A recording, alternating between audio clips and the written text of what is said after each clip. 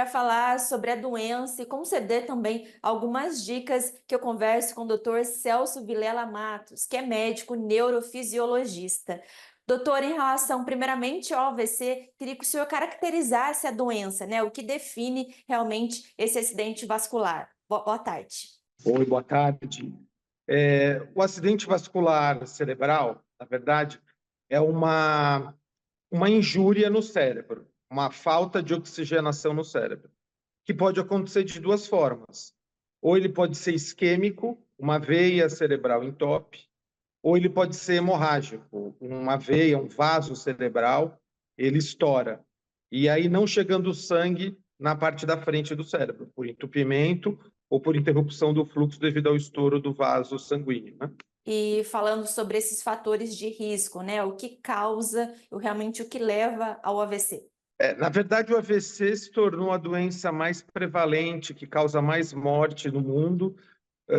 Os fatores de risco do AVC tem os fatores hereditários, que não tem muito como a gente controlar, mas tem os fatores que a gente pode interferir, a gente pode amenizar, que são hábitos saudáveis. A gente pode manter uma atividade física, né? O sedentarismo predispõe ao AVC, o tabagismo, o abuso do álcool, o uso excessivo do álcool, uma dieta rica em gordura, né? O aumento do colesterol também predispõe ao AVC.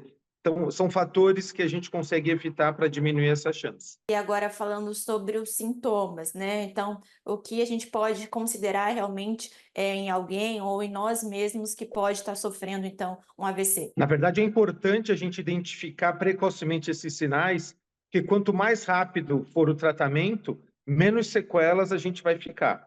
Então, por exemplo, se uma pessoa de repente começa a falar enrolada, falar de forma enrolada, tem um desvio labial, um desvio na boca, perde força de um braço ou de uma perna, são sinais super importantes, a gente deve correr para o pronto-socorro para pelo menos afastar o diagnóstico de AVC. E falando sobre o AVC, independente da idade, né? Isso pode acontecer. Então, é importante ficar em alerta em relação, então, a esses indícios.